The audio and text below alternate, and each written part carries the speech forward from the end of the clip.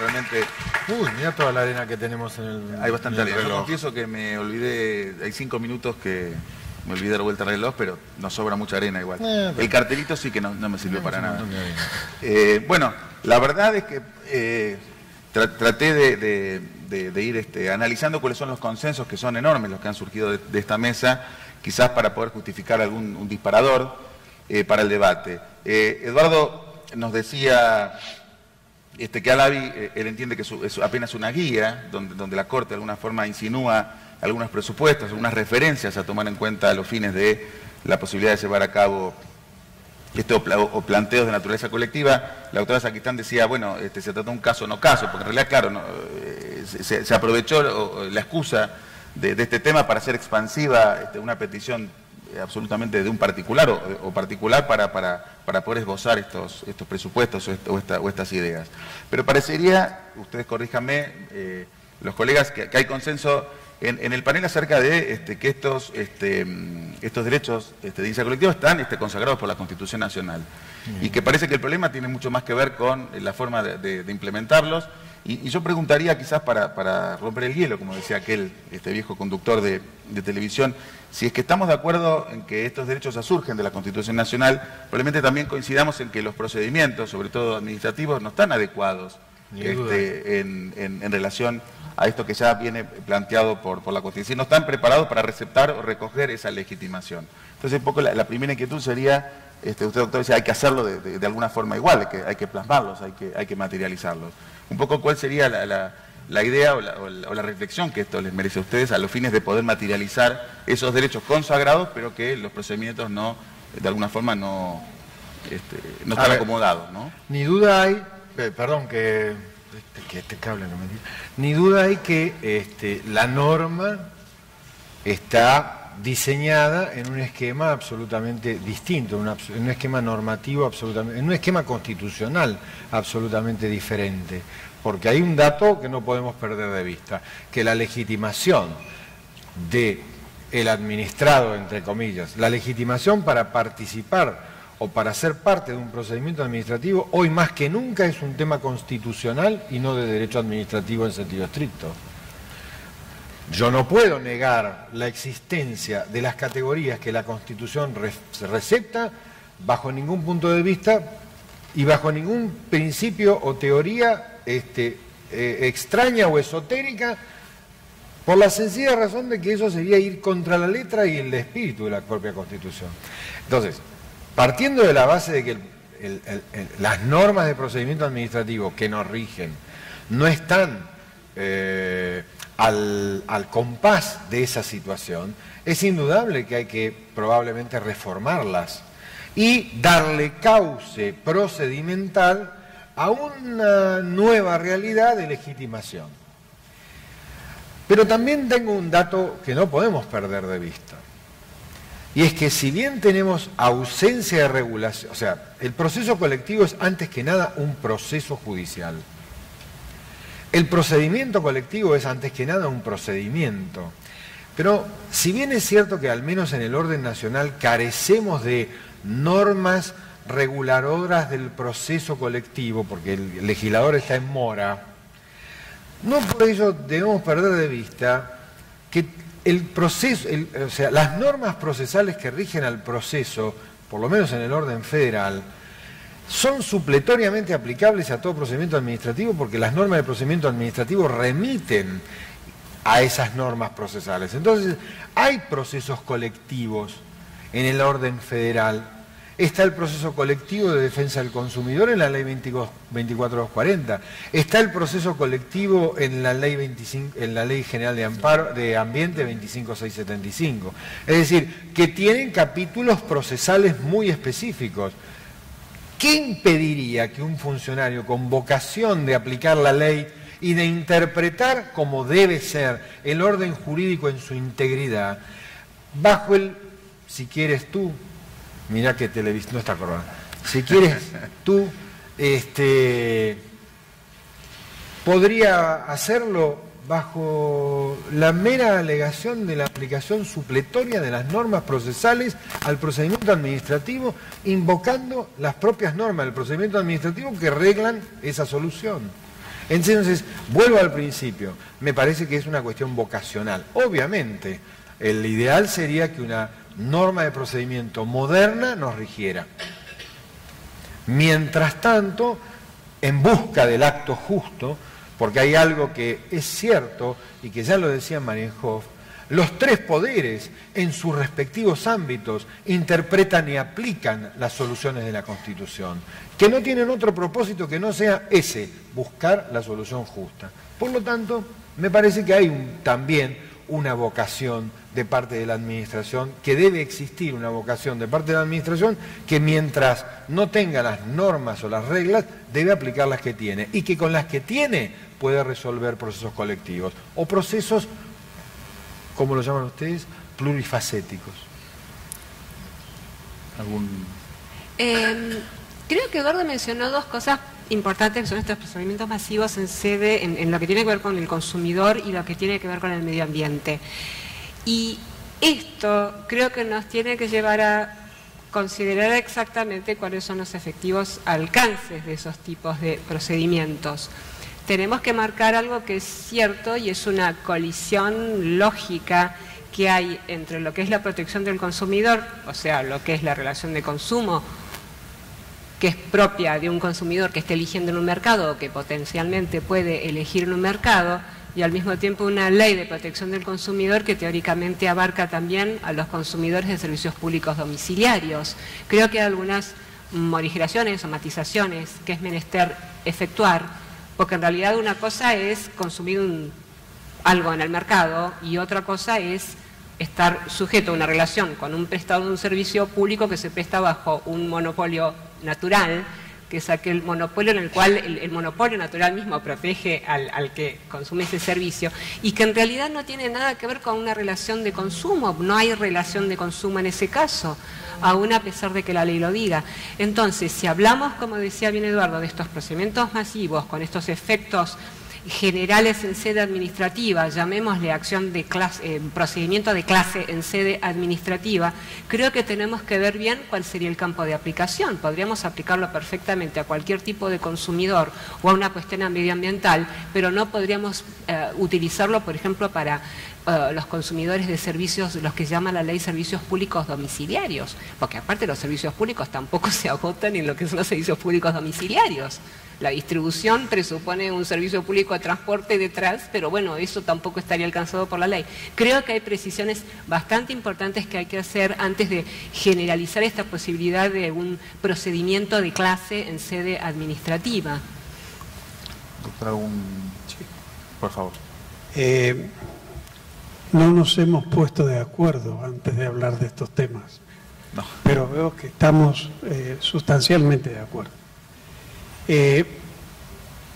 Yo creo que la aplicación analógica y supletoria de normas o digamos, la fabricación de un procedimiento especial, coincidiendo con lo que decía el doctor, son mecanismos que el administrador puede perfectamente utilizar para hacer efectivo un derecho fundamental reconocido en la Constitución con operatividad. Pero también creo, Estelita, que evidentemente la analogía presupone identidad de hecho, similitud de hecho e identidad de razón.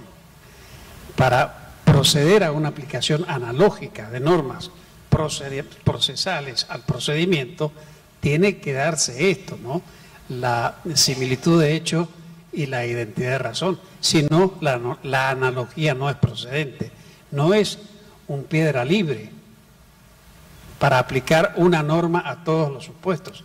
Habrá que ver en los distintos casos cuál resulta factible de solucionar por vía analógica o no. De manera que comparto en definitiva lo que dicen ustedes. Pero yo tengo algo más para decir ahí, que estaba mencionado en las palabras preliminares del doctor Sarmiento García. No es para decir, sino para recordar. Él decía, con muchísima razón, que la administración tiene el deber de la búsqueda de la verdad material, Es decir, la búsqueda del acto justo supone la búsqueda de la verdad material. Entonces, frente a un fenómeno de planteo de uno o varios usuarios domiciliarios, probablemente esa situación se repita. La obligación de la administración es indagar si esa situación se repite, y si esa situación se repite, seguramente tiene la potestad dada por la ley para regularla, modificándola o sustituyéndola por otra situación y aprendiéndola. Cualquiera, me viene un ejemplo, si un reclamo de usuarios se repite o se verifica con cierta recurrencia, la administración debe indagar obligatoriamente, porque así lo manda la ley, su razón de ser, en definitiva, a ver qué está pasando y, buscando ese concepto de verdad material, identificar el problema y resolverlo. Entonces, no veo tanto problema. Máxime insisto que el reglamento que nos rige envía o reenvía las normas procesales por vía supletoria, ni siquiera le pide que haga aplicación analógica de la norma. Ergo, las herramientas, algunas, por cierto que hay que modernizarlas, y habría que tener la oportunidad de ponerlas en línea con el contexto constitucional vigente y jurisprudencial vigente. Pero francamente, volvemos al principio, tiene que haber vocación para hacer eso. Yo creo que, para tratar de continuar en esta línea de debate, volviendo a este caso Alavi, que fue mencionado por todos, luego existen algunos casos concretos en los cuales la Corte utiliza estos propios presupuestos que crea para resolver procesos colectivos, en donde hubo claros planteos de naturaleza de estos denominados derechos individuales homogéneos, caso PADEC, Unión de Usuarios y Consumidores, donde se cuestionó el aumento de una cuota en un servicio de medicina prepaga, y la Corte entendió que existía legitimación y aplicó estos mismos presupuestos. También yo recuerdo un caso que creo que no fue publicado, pero por esta cuestión de que uno está vinculado con los temas de consumo, tuve la oportunidad de conocer, donde en un acuerdo, una entidad de consumidores en sede administrativa en la Ciudad de Buenos Aires había denunciado un banco por haber modificado unilateralmente una promoción, había dicho que el consumidor debía expedirse por la negativa, cuestión expresamente prohibida en el artículo 35 de la ley. Se llegó a un acuerdo en sede administrativa que fue homologado, otra entidad de consumidores lo cuestionó y el juez rechazó la demanda diciendo que ese acuerdo en sede administrativa representaba debidamente los intereses colectivos. Quiere decir que acá hay casos en los cuales hay vocación de llevar a cabo esto que se puede. Se puede.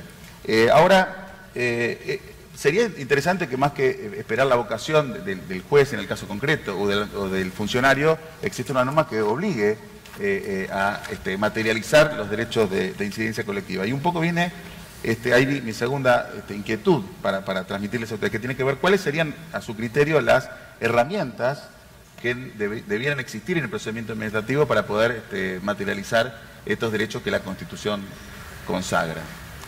Acá creo que hay que ver un poco, por lo menos por lo que yo pude ver en el derecho comparado, y acá miré básicamente la ley alemana y miré la experiencia estadounidense.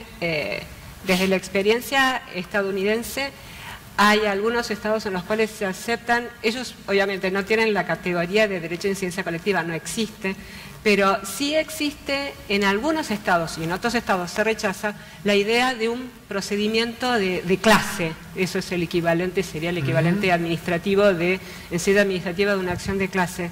Este tipo de procedimiento de clase aparece como reconocido en materia tarifaria, por ejemplo en Brandon versus Arkansas, este es un caso del año 99. Pero hay otros estados en los cuales se rechaza la idea de que pueda haber un procedimiento administrativo de clase para impugnar, por ejemplo, una tarifa. Este es McKay versus Superior Court de 2010.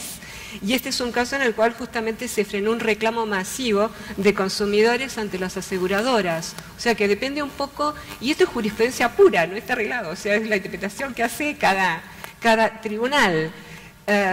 Con lo cual no sé cuán seguro puede ser en este punto la experiencia estadounidense. Desde el punto de vista de la experiencia alemana, ley de procedimientos alemana, un poco en la dirección de lo que señalaba Eduardo, nosotros tenemos en nuestro reglamento nacional una norma que habla del artículo 5, inciso B, la impulsión simultánea y la concentración en un mismo acto de todas las medidas de prueba, tenemos la utilización de formularios, el rápido despacho de asuntos que sean similares, etc. La ley alemana en esta dirección tiene una norma, el artículo 80, inciso 1, que dice que cuando más de 50 personas hicieran peticiones con el mismo interés, en ese caso la autoridad insta a que se unifique la representación o incluso puede de oficio nombrar a un representante de ese grupo de más de 50 administrados que comparten el mismo interés. Con lo cual allí vemos perfectamente una herramienta que podría permitir el manejo de estos reclamos masivos o reclamos de muchos particulares. Bien. Doctor. Yo creo que evidentemente lo mejor es la regulación específica. La ley de procedimiento administrativo de Mendoza también hace remisión al Código Procesal Civil de la provincia, sin ninguna duda. Lo que sí me parece que mientras no haya una regulación, pues es lícito acudir a todos estas formas de aplicación, ¿no? Y creo que en esta regulación específica deberían respetarse en lo que fuere necesario respetar los grandes principios del procedimiento administrativo individual aplicables a estos procesos colectivos, a los efectos de asegurar que la tutela administrativa y jurisdiccional o judicial efectiva que ya tienen consagración constitucional.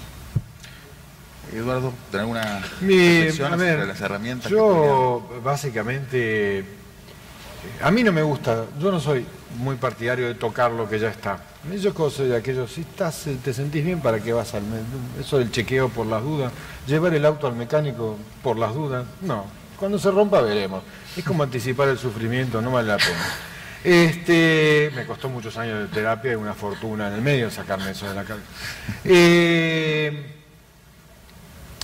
Hoy por hoy la herramienta no existe con el grado de sofisticación que uno imagina.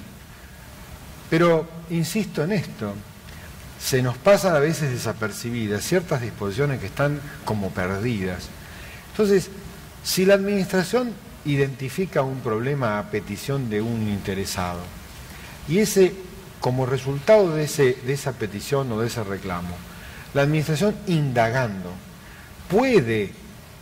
debe buscar las situaciones análogas, homogéneas, plurindividuales, de carácter colectivo. Hoy por hoy tiene una disposición al respecto, que es el artículo 3 del Reglamento Nacional de Procedimiento Administrativo, que yo desconozco, yo lo vi una vez sola utilizado, pero otra vez, por cierto, no carecemos de una norma que la regule sofisticadamente, pero hay disposiciones que permitirían conferirle cauce a peticiones de orden colectivo y ser resueltas mediante disposiciones de orden general que, como todo reglamento, tiene carácter obligatorio o normativo.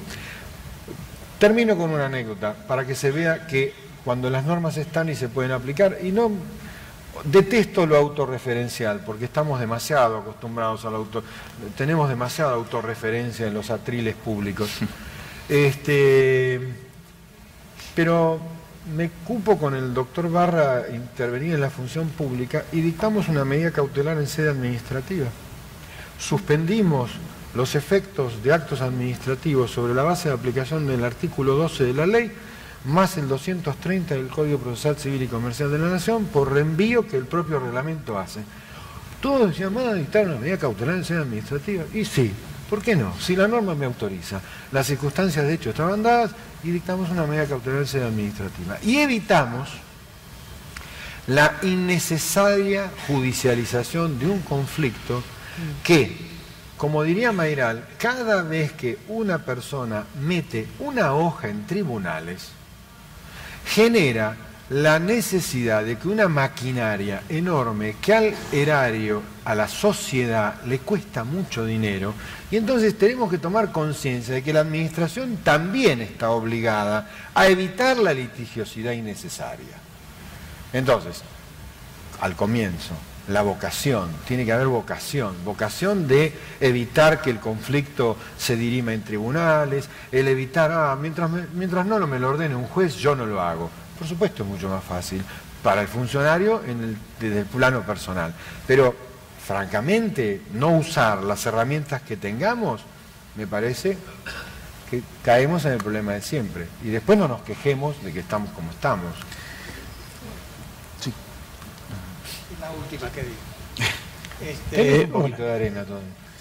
Yo siempre repito, todas estas son técnicas que los hombres utilizamos. Son técnicas que deben estar al servicio de la justicia. Para que estas técnicas funcionen bien, lo fundamental es que tengamos buenos jueces y buenos administradores. La vocación. Esto es fundamental. La mejor ley con malos jueces no sirve. La peor ley con buenos jueces puede hacer lo justo concreto. Pero de todas maneras hay que mejorar a los jueces, a los administradores y también a los instrumentos que usan los jueces y los administradores.